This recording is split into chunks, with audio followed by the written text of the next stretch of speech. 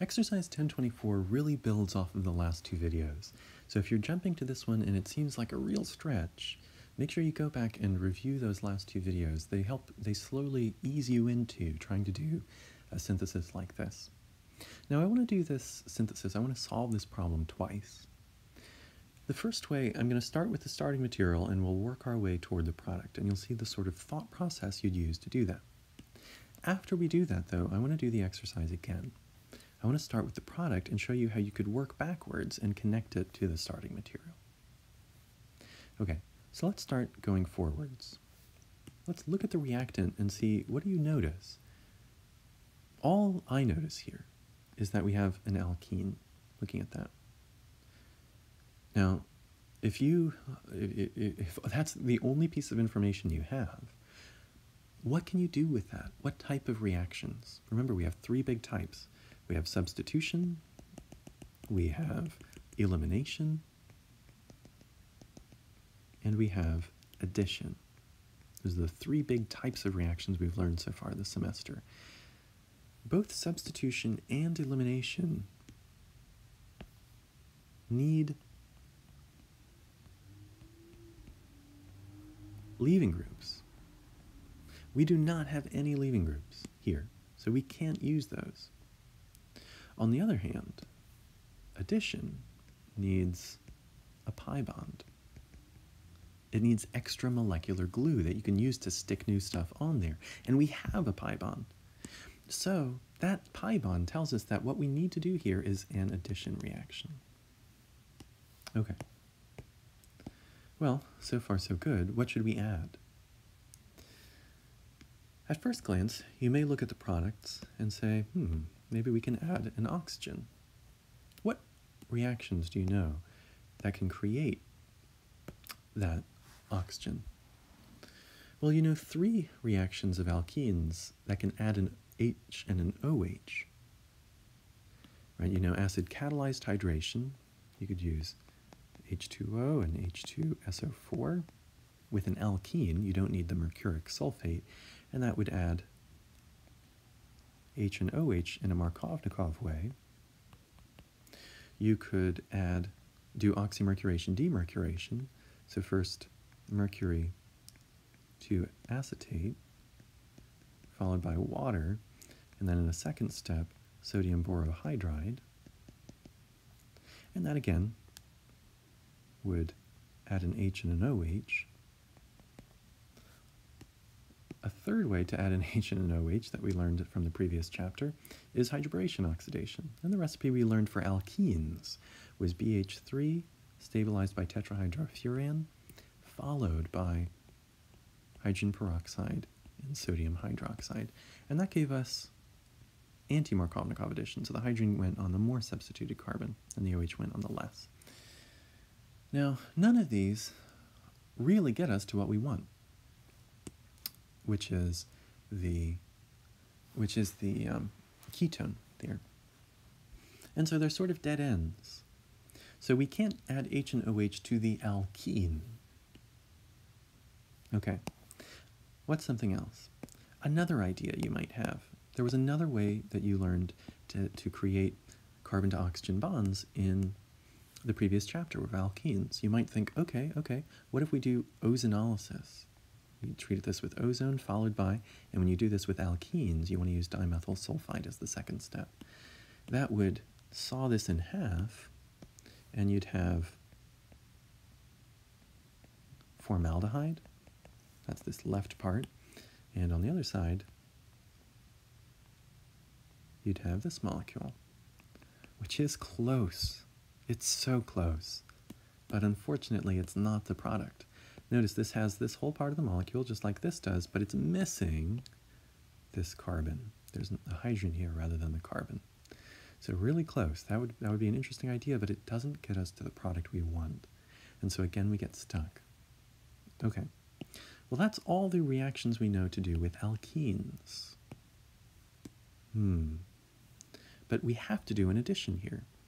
So if we add something that's not an oxygen, whatever we add is going to have to come off because we don't see any other things here. Wait a second. Anything we add has to come off. what type of a molecule comes off of a carbon chain? A leaving group. So what we can do is add a leaving group. Now, if we do something like hydrohalogenation, and we could do it with peroxides or without, let's do it without just for the sake of argument. If we do that, then the hydrogen adds to the less substituted carbon, the bromine adds to the more substituted carbon. But all we can do here is elimination again. So if we treat that with a base, now we could treat it with a skinny base or a bulky base, we can direct where the double bond goes, but no matter what we do, we end up with some sort of an alkene again, which leads us back to the same place. So if we do hydrohalogenation, we end up getting kind of stuck. Well, that's if you have one leaving group. But what if you add two? What if instead of hydrohalogenation, you just did regular halogenation? In that case, you would end up with two leaving groups. Well, what can you do with two leaving groups? You can eliminate them, that's one thing. So how would you eliminate two leaving groups? Well, you would use excess sodium amide, NaNH2, followed by water. And that would turn this into a terminal alkyne. Now, I'm going to draw it like this first so you can sort of see the connection. You have the alkyne forming where the leaving groups were. But I really have to correct this because it's linear, so I'll draw that straight. Interesting. Well, an alkyne has more possibilities than an alkene does. You can do different reactions with an alkyne than with an alkene. Now we still have to add that oxygen there, so we still have to do some sort of addition.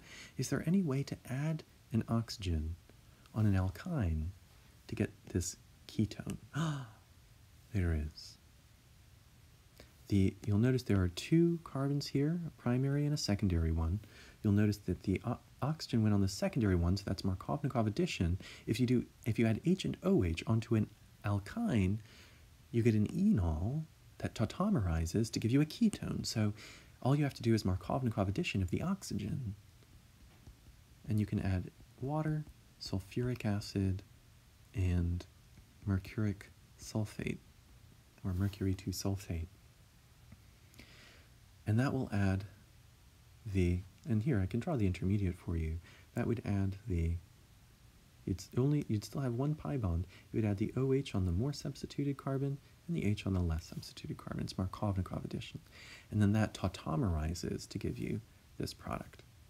So the hydrogen moves, and the pi bond moves too. And so you can see how that gives you that product there. Okay. So what did we do here? I mean, there's this specific transformation, which is interesting, but this specific problem won't be on the test. So what can you get out of this experience, this analysis, that you can bring with you to a different transformation on the test? Well, there are a couple things. The first thing is, if you see pi bonds, you should think addition. That's all you can do there. And one strategy for addition is to add halogens, to add leaving groups. Because if you add leaving groups, that gives you an opportunity to create another pi bond and use different reactions. And finally, the other thing you want to take out of this is if you have an alkyne, you can turn it into a ketone by doing this acid-catalyzed hydration. Okay, so I want to solve that same problem again.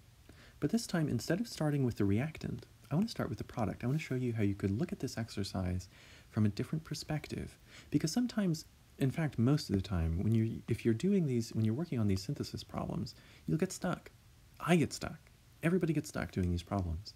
And when you get stuck going in one direction, well, then you start working in the other direction. And eventually they will meet up. So I want to show you how you could think through this going backwards. You'd look at this molecule and you'd think, how can I make that? Well, you'd notice it's a ketone. You have a carbon double bonded to oxygen with a carbon on both sides. That's a ketone.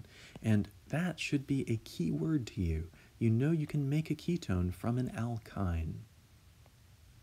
So if you copy that same carbon skeleton, but where you had the double bond to the oxygen, you create a double bond, you create 2 pi bonds, so an alkyne. Notice you wouldn't be able to create the alkyne in the other direction if you tried to sort of do this. You'll notice that this carbon here has 5 bonds and 10 electrons around it, which isn't possible. So we just have to redraw that as linear. And if we had that alkyne, we could create this ketone by doing acid-catalyzed hydration. So water, sulfuric acid, and mercuric sulfate. And that would add the oxygen on the more substituted carbon. We have a primary carbon, a secondary carbon, primary, secondary. Notice the oxygen on the secondary carbon, that's Markovnikov addition, so acid-catalyzed hydration. Okay, well that's nice, but that molecule is not what we have. So how can we work backwards? How can I make this alkyne from an alkene?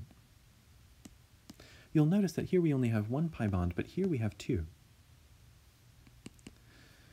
Now remember, the first bond you ever form is a sigma bond. Only every bond after that is a pi bond. In other words, we want to make a pi bond.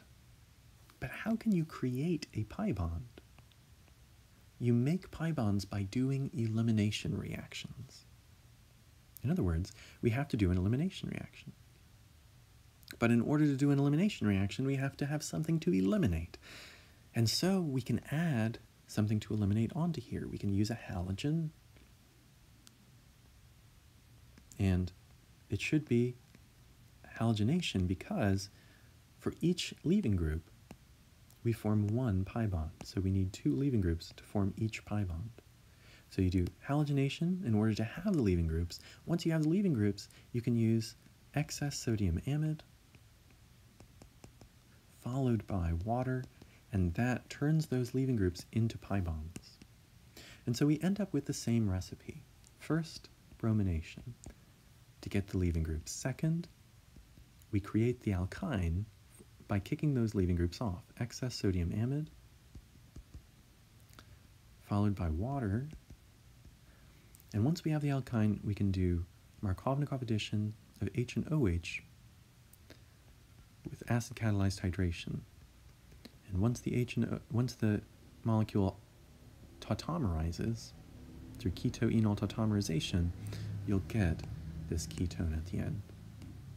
So hopefully it was somewhat instructive to show you that you can think of these syntheses both forwards and backwards. And if you ever get stuck in one direction, start thinking in the other one.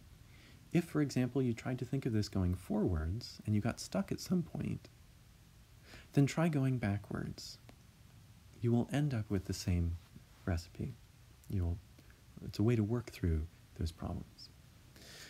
So in this exercise, big points to take away, strategies to take away that you can carry into a different synthesis problem are: first, work from both ends. Don't just try to go forwards, don't just try to go backwards. Try to use the information from both structures to see if you can get intermediates that connect. Second, you can turn an alkene into an alkyne by adding halogens and then eliminating both of them with sodium amide and water, excess sodium amide and water. That opens up all the alkyne reactions to alkenes.